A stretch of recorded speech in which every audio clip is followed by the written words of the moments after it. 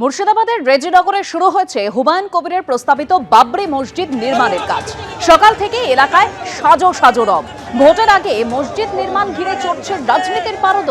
ইট গেঁথে আনুষ্ঠানিকভাবে নির্মাণের সূচনা করার কথা সাসপেন্ডেড তৃণমূল বিধায়কের। গত বছরের 6 ডিসেম্বর রেজিনগরে বাবরি মসজিদের শিলান্যাস করেছিলেন হুমায়ুন কবির।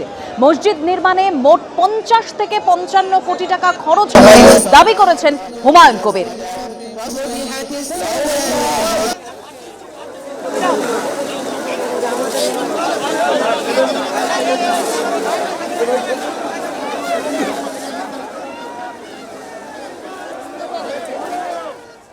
ডিসেম্বর মাসের 6 তারিখে বাবরি মসজিদের জন্য ভিত্তিপ্রস্তর স্থাপন করেছেন হুমায়ুন কবির এবং তার পরবর্তীকালে তিনি ঘোষণা করেছিলেন যে বেলডাঙ্গায় মুর্শিদাবাদে বাবরি মসজিদ নির্মাণ করবেন এবং সেই মতো আজকের থেকে আনুষ্ঠানিকভাবে একেবারে বাবরি মসজিদের যে নির্মাণ কাজ সেটা শুরু হয়ে গেল। এবং এখানে দেখতে পাচ্ছি হুমায়ুন কবির তিনি এখানে উপস্থিত রয়েছেন এবং থেকে সেই প্রস্তাবিত যে বাবরি মসজিদ সেই বাবরি মসজিদের নির্মাণের কাজ এই মুহূর্তে শুরু হয়ে গেল। হুমায়ুন কবির নিজে উপস্থিত থেকে বাবরি মসজিদ নির্মাণের যে কাজ সেটা শুরু করে দিলেন। ক্যামেরায় প্রবীর সামন্তের সঙ্গে পার্থপ্রতিম ঘোষ, এবিপি আনন্দ, মুর্শিদাবাদ। আপনারা ছবি দেখলেন মুর্শিদাবাদের রেজিনগরে একেবারে হুমায়ুন কবিরের যে প্রস্তাবিত বাবরি মসজিদ তার নির্মাণ কাজ শুরু হয়েছে, সেখানে সাজো সাজো রব। অন্যদিকে পলাশী থেকে ইটাহার পর্যন্ত বাবরি যাত্রার যে কর্মসূচি ছিল হুমায়ুন কবিরের তা তিনি এবার পিছিয়ে দিলেন। পরীক্ষা চলছে, পরীক্ষার্থীদের অসুবিধা হবে জানিয়েছে মালদা পুলিশ, দাবি করেছেন হুমায়ুন কবির। আর পরীক্ষার্থীদের কথা ভেবেই এই সিদ্ধান্ত নিয়েছেন বলেও জানিয়েছেন হুমায়ুন কবির। আপাতত পলাশী থেকে ইটাহার বাবরি যাত্রা স্থগিত হলেও বদলে হবে পদযাত্রা। কাল পলাশী থেকে বেলডাঙ্গা পর্যন্ত 22 কিলোমিটার এই রাস্তা জুড়ে কাল পদযাত্রা হবে। একদিকে আপনারা ছবি দেখতে পাচ্ছেন মুর্শিদাবাদের রেজিনগরে, যেখানে হুমায়ুন কবিরের প্রস্তাবিত বাবরি মসজিদ তার নির্মাণ কাজ শুরু হয়েছে। অন্যদিকে পলাশী থেকে ইটাহার পর্যন্ত বাবরি যাত্রার যে কর্মসূচি ছিল হুমায়ুন কবিরের তা তিনি এবার পিছিয়ে দিলেন। তার কারণ হুমায়ুন কবির তিনি দাবি করছেন যে পুলিশের তরফে জানানো হয়েছে পরীক্ষা চলছে, পরীক্ষার্থীদের অসুবিধা হবে, তার জন্যই হুমায়ুন কবির সিদ্ধান্ত নিয়েছেন। অর্থাৎ পরীক্ষার্থীদের কথা ভেবেই এই সিদ্ধান্ত জানিয়েছেন হুমায়ুন কবির।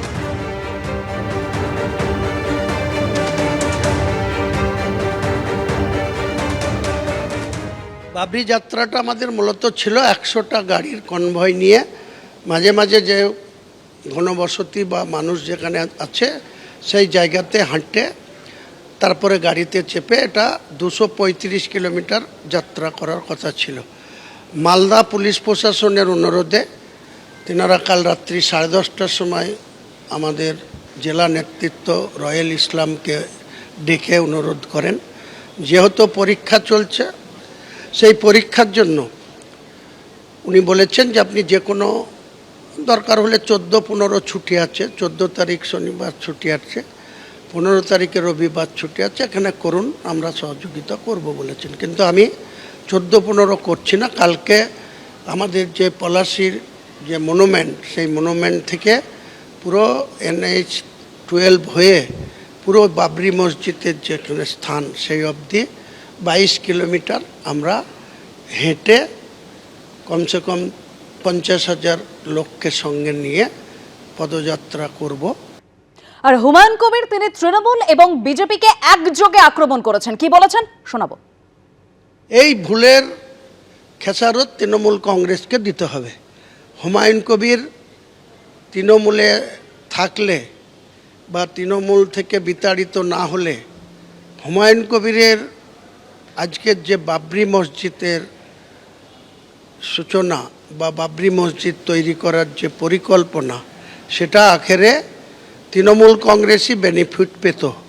বিজেপি যেমন রাম মন্দির করে ভারতবর্ষের রাজনীতিতে বেনিফিট নিচ্ছে, পশ্চিম বাংলায় বিজেপি সনাতনী করে যখন তাদের উন্নয়নের কথা বলে মানুষের কাছে ভোট ব্যাংক বাড়াচ্ছে, তখন আজকের দিনে পরিষ্কার করে বলতে চাই যে বিজেপি বাংলা দখল করতে চায়, হুমায়ুন কবির কোনো মতেই সেই বিজেপিকে বাংলা দখল করতে দেবে না।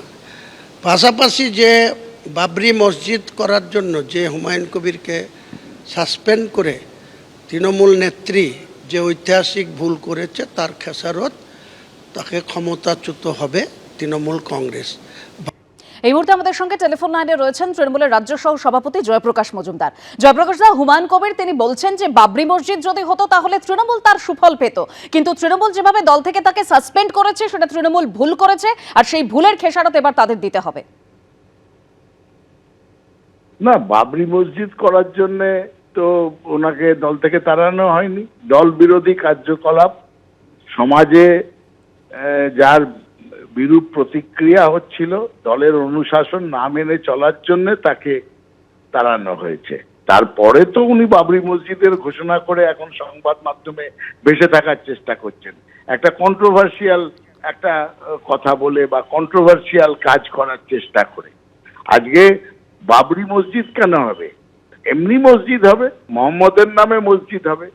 বাবর তো বিদেশি ছিলেন, বাইরে থেকে এসে ভারতবর্ষে এসেছিলেন, তিনি তো এমন ধর্মপ্রাণ কিছু ছিলেন না। একটা মসজিদ ছিল, তার নাম হয়ে গিয়েছিল বাবরি মসজিদ।